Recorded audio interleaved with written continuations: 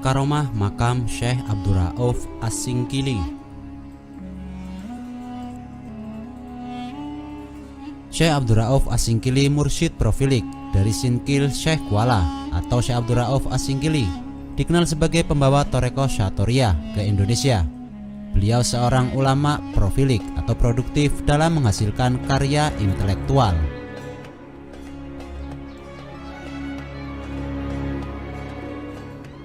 Konon sewaktu bencana tsunami di Aceh tahun 2004, ada suatu peristiwa di luar nalar. Orang-orang yang berkumpul di makam Syekh Kuala luput dari amukan air bah yang dahsyat. Padahal letak makam tersebut berada di pinggir pantai.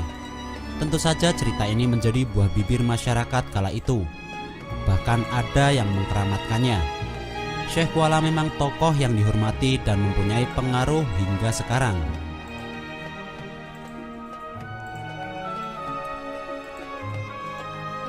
Syekh Kuala memang bukan nama asing bagi masyarakat Aceh saja, tetapi dikenal di seantero ranah Melayu dan dunia Islam internasional. Syekh Kuala atau Syekh Abdurrauf Singkel adalah tokoh tasawuf juga ahli fikih yang disegani. Beliau asal Singkel, Fansur, Aceh Utara. Ini dikenal sebagai salah satu ulama produktif.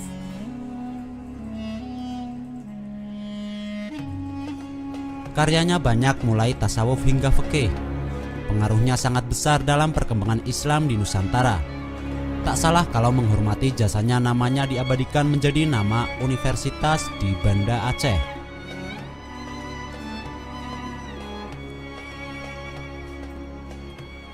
Profesor Dr. Azumardi Azra menyebutnya sebagai salah satu orang yang bertanggung jawab dalam membuka jaringan ulama Nusantara di dunia internasional. Berkat jasanya, orang-orang Indonesia kemudian masuk dalam jajaran jaringan ulama dunia.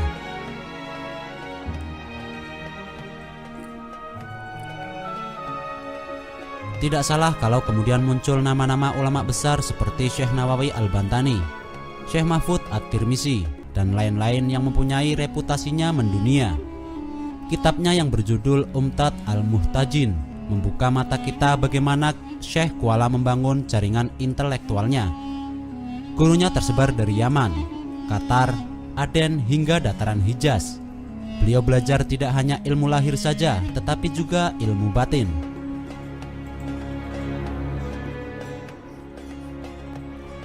Kemasyhurannya dalam penguasaan dua ilmu tersebut melahirkan banyak karya yang sampai sekarang masih menjadi bahan rujukan para ulama maupun cerdik pandai. Patut disayangkan, catatan tentang kehidupannya sangat minim. Kalaupun ada, hanya sejarah lisan saja dan sedikit komentar dalam karya-karyanya.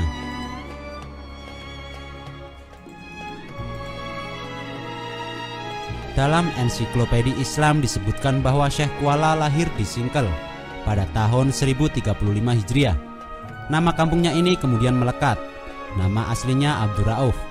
Dalam dunia ulama Melayu atau Jawi, namanya disebut sangat panjang, yaitu Syekh Abdurrauf Al-Jawi Al-Fansuri As-Singkili. Biografi ulama yang satu ini hanya bisa dilihat sekilas saja. Itu pun hanya sepotong tulisan dalam berbagai kitabnya. Riwayatnya sebatas bagaimana beliau belajar dengan beberapa guru, tidak secara spesifik menyebutkan tentang biografinya. Ayahnya menjadi guru pertama dalam pengetahuan agama di Dayan atau Madrasah Simpang Kanan di kawasan pedalaman Singkel. Selepas itu melanjutkan pendidikan ke sekolah tinggi di Barus atau Dayan Tengkuci yang dipimpin oleh Hamzah Fansuri.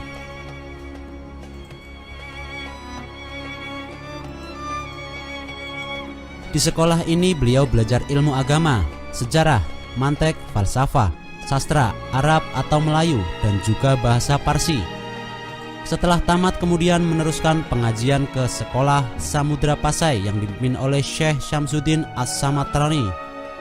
Sewaktu Syamsuddin diangkat menjadi Qodi Malikul Adil atau Kadi Besar pada zaman Sultan Iskandar Muda Dharma Wangsa Perkasa Alam Syah.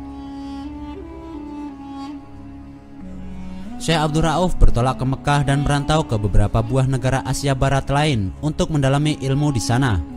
Tercatat Syekh Abdurrauf pernah menjadi mufti kerajaan Aceh ketika zaman Sultan Safiatuddin Tajul Alam atas dukungan Raja Safiatuddin. beliau memulai perjalanan intelektualnya menuju Tanah Suci. Banyak pusat-pusat keilmuan yang dikunjunginya sepanjang jalur perjalanan haji.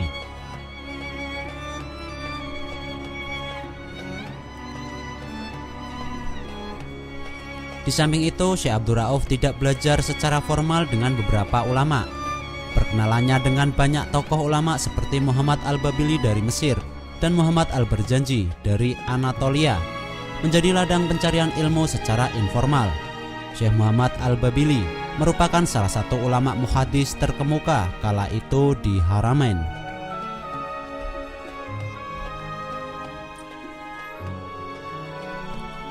Adapun Syekh Muhammad Al-Barzanji dikenal sebagai sufi tersohor. Syekh Abdul Rauf tinggal selama 19 tahun di Mekah. Syekh Abdul Rauf bercerita bahwa beliau banyak mendapatkan ilmu lahir dari Syekh Ibrahim bin Abdullah Jam'an di Bait Al-Faqih dan Mauza. Lewat gurunya ini beliau berkenalan dengan tokoh tarekat seperti Syekh Ahmad Qushairi dan Syekh Ibrahim Al-Qurani.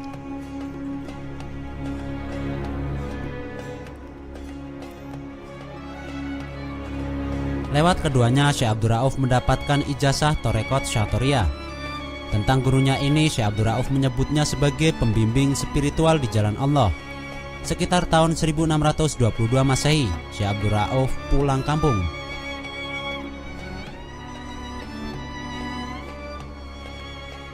Beliau kemudian mengajarkan tarekat Syatoria di daerahnya. Banyak santri yang berdatangan untuk berguru. Muridnya pun berasal dari berbagai daerah di wilayah Nusantara. Di antara muridnya yang paling terkenal adalah Syekh Burhanuddin Ulakan, Sumatera Barat, dan Syekh Abdullah Muhyi, Pamijahan, Jawa Barat. Pengaruhnya sangat penting di kerajaan Aceh.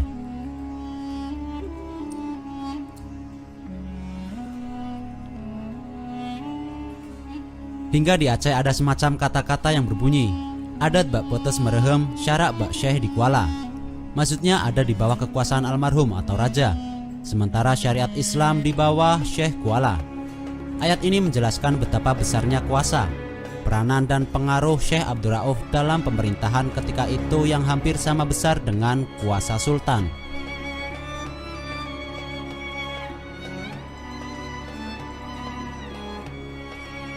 Ketika gabungan antara umarok dan ulama inilah juga Aceh mencapai kegemilangan. Sementara itu Hamka yang juga ahli filosofi dan ulama modern Indonesia, di dalam tulisannya pernah menuturkan sebaris kata-kata yang dinukilkan oleh Fakih Shogir, seorang ulama terkenal di zaman Perang Padri.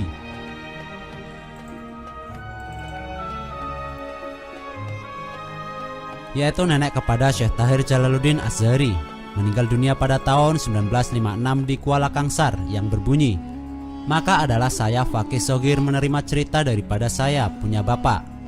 Sebabnya saya mengambil pegangan ilmu hakikat, karena cerita ini adalah ia setengah daripada adat dan tertib waruk orang yang mengambil fatwa juga adanya, yakni adalah seorang aulia Allah dan khutub bagi kasyaf lagi mempunyai keramat, yaitu di tanah Aceh, yaitu Tuan Syekh Abdul Rauf.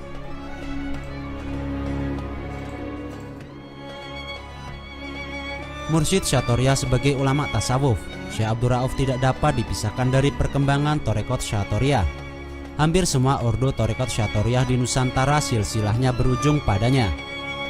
Tarekat ini tersebar mulai dari Aceh hingga ke Sumatera Barat, kemudian berkembang menyusur ke Sumatera Selatan hingga Cirebon.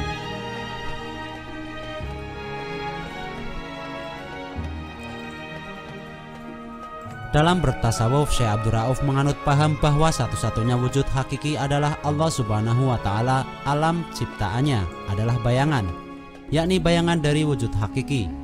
Walaupun wujud hakiki atau Tuhan berbeda dengan wujud bayangan atau alam, terdapat keserupaan antara wujud ini. Tuhan melakukan tajali atau penampakan diri dalam bentuk alam. Sifat-sifat Tuhan secara tidak langsung tampak pada manusia dan secara relatif tampak sempurna pada insan kamil. Syekh Abdul Rauf juga sangat tidak sepakat dengan paham wahdatul wujud. Dalam bukunya yang berjudul Bayan Tajali, Syekh Abdul Rauf menyatakan bahwa betapapun asyiknya seorang hamba dengan Tuhan, Kholik dan makhluk tetap mempunyai arti sendiri. Banyak karya yang dihasilkan olehnya,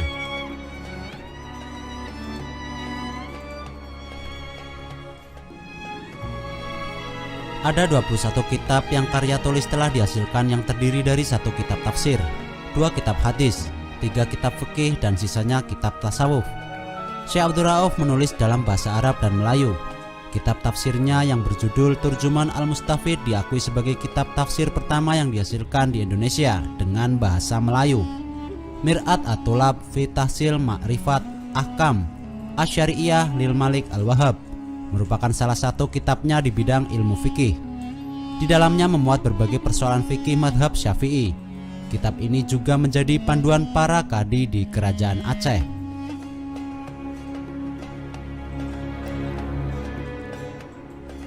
Di bidang tasawuf, karyanya antara lain Kifayatul Al-Muhtajin, Daqaiq Al-Huruf, Bayan Tajalli, Umdat Al-Muhtajin, dan Umdat Al-Muhtajin, Suluk Maslak Al-Mufridin.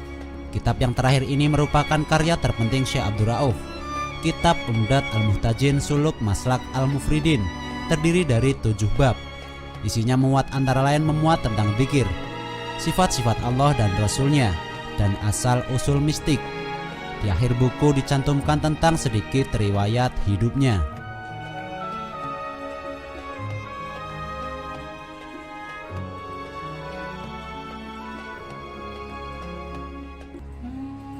Syekh Abdul Rauf wafat pada tahun 1643 dan dimakamkan di Kuala atau Muara Banda Aceh. Hingga kemudian makamnya dikenal dengan makam Syekh Kuala.